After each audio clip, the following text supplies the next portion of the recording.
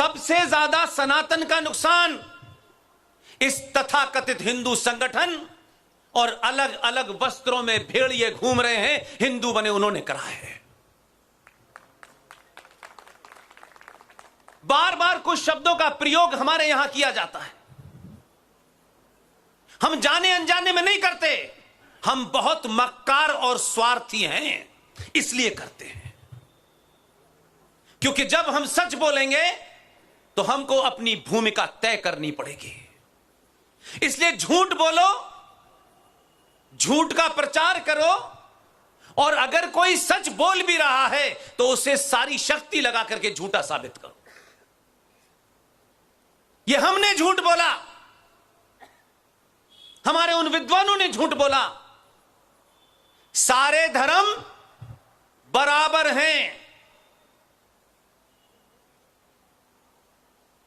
रोज बोलते हैं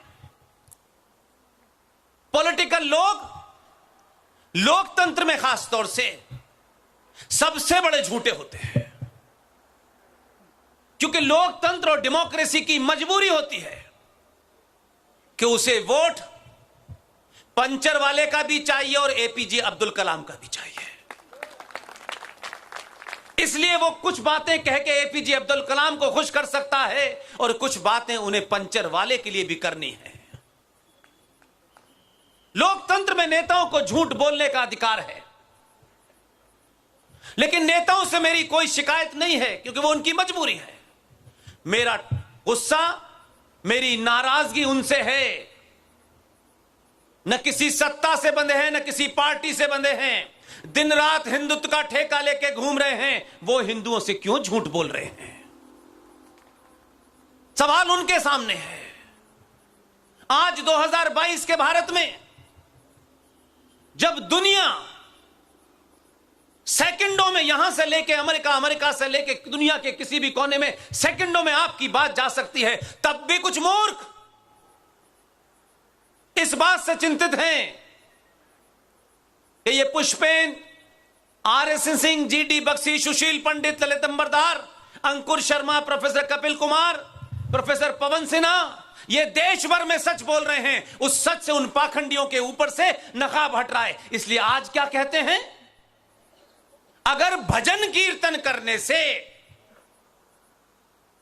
मंत्र पढ़ने से पाकिस्तान ऑक्युपाइड कश्मीर आपको मिल जाता तो 70 साल किसका इंतजार कर रहे थे? कौन है ये महामूर्ख जो आज के सनातनी हिंदू को मिसगाइड करना चाहते हैं? फिर तो सेना को हटा देना चाहिए, दुआएं कीजिए, पूजा कीजिए, प्रार्थना कीजिए, उससे सब कुछ ठीक हो जाएगा।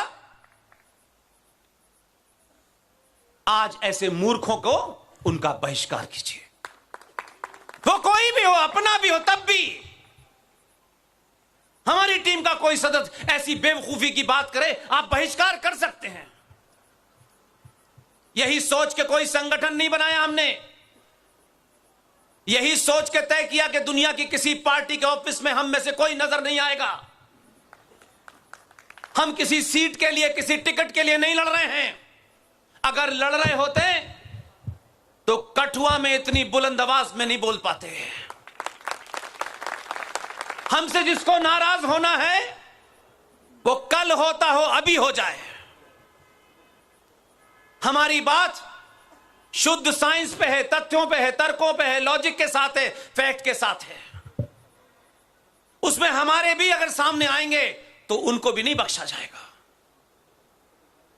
इसलिए सारे धर्म बराबर हैं, इससे बड़ा दुनिया का झूठ कोई नहीं हो सकता।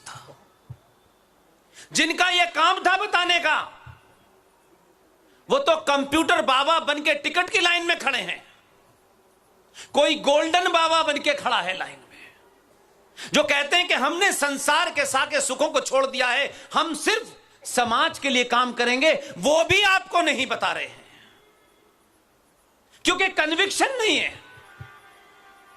अगर कन्विक्शन है, एक साधारण से परिवार में पैदा होने वाले हम तमाम सारे लोग, न हम करोड़पति हैं, न सत्ता का कोई हमारा आगा पीछा है, न किसी संगठन से हम बंधे हुए हैं। सच बोलिए तो कठुआ में इतने लोग सुनने आएंगे ठंड में। इसलिए सारे धर्म बराबर हैं, यह दुनिया का सबसे बड़ा झूठ इसलिए है कि हमारे साहित्य में, संस्कारों में धर्म का मतलब मंत्रों का उच्चारण नहीं होता, पूजा पाठ नहीं होता। हमारे साहित्य में धर्म का मतलब होता है आपका दायित्व, आपकी ड्यूटी। इसलिए मां का धर्म क्या है, पिता का धर्म क्या है, साधु का धर्म क्या है, शिक्षक का धर्म क्या है, राजा का धर्म क्या है, क्योंकि यह जुमला बहुत खूबसूरती से चुना गया और आपके बीच में परोसा गया। और जब आप ये कहते हैं कि सारे धर्म बराबर हैं, तो आप गंदी नाली की तुलना समुद्र से करने लगते हैं। इसलिए मेरा मानना है, अंग्रेजी के शब्द रिलीजन का उर्दू में ट्रांसलेशन होता है मजहब, हिंदी में उसका ट्रांसलेशन पंथ हो सकता है, मत हो सकता है, धर्म नहीं हो सकता। फिर एक नहीं, क्योंकि जब आप कायर होते हैं, जब आपके अंदर लालच आता है, जब अपना जीवन आप इस तरह जीते हैं कि कोई हमसे खुश हो जाए, कोई हमसे नाराज ना हो, तो पहली उसकी सीढ़ी होती है कि लालची आदमी दिन भर इस गफलत में रहता है कि मुझसे कोई भी नाराज हो गया तो मेरा नुकसान हो जाएगा। और वही लालची आदमी समाज में कुछ मिल जाए, किसी के जूते उठाने से मिल जाएं, किसी के स्कूटर के पीछे भागने से कुछ मिल जाए, कायर हो जाता है। और कायर आदमी अपने शत्रु का सामना नहीं करता, उससे समझौता करता है। हम अपनी आंखों के सामने देख रहे हैं, हम समझौता कर रहे हैं अपनी मां के ऊपर, अपनी बहन के ऊपर, अपने परिवार के ऊपर, अपने घर के ऊपर, अपने समाज के ऊपर और अपने राष्ट्र का सौदा कर रहे हैं। क्योंकि हम बहादुर को नहीं चुनते, हम घर में तस्वीर सुभाष चंद्र बोस की नहीं लगाते, क्योंकि सुभाष चंद्र बोस अगर बेटा बन गया तो हमें क्या फायदा होगा, फिर तो घर बर्बाद हो जाएगा, क्रांति आ जाएगी घर में। हमें तो दुनिया के जितने भी भौतिक सुख हैं वो मिलने चाहिए, इसी को हम तरक्की मानते हैं। ये जो विकास का मॉडल है जिसकी बहुत चर्चा होती है, इस विकास के मॉडल की प्राप्ति ही सनातन हिंदू का सबसे बड़ा लक्ष्य हो गया है और यही आपके समाप्त होने का कारण है। किसी कालखंड में ऐसा नहीं रहा, कभी नहीं रहा। इसलिए शत्रु का बोध नहीं है आपको, यह बीमारी आपने चलाई। आपका शत्रु, कम से कम जिसे आप शत्रु कहते हैं, वो ईमानदार था, उसने कभी कोई बात नहीं छुपाई, आपने छुपाई, आपके रहनुमाओं ने छुपाई। कहा गया Islam is a religion of peace, उन्होंने कोई बात छुपाई नहीं, क्योंकि आप में लालच है कि अगर अब्दुल्ला भाई खुश हो जाएंगे तो मंत्रिमंडल में जगह मिल जाएगी।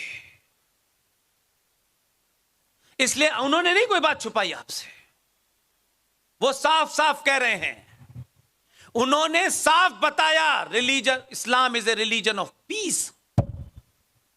आपने स्पेलिंग गलत समझ ली, इसलिए आप भुगत रहे हैं।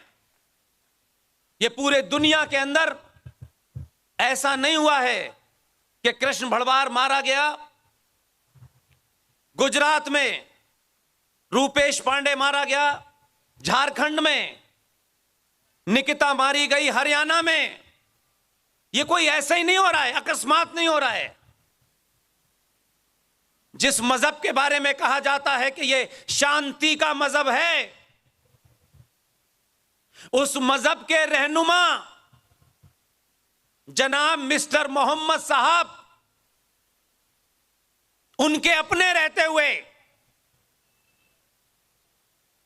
जो 632 में इंतकाल फरमा गए थे,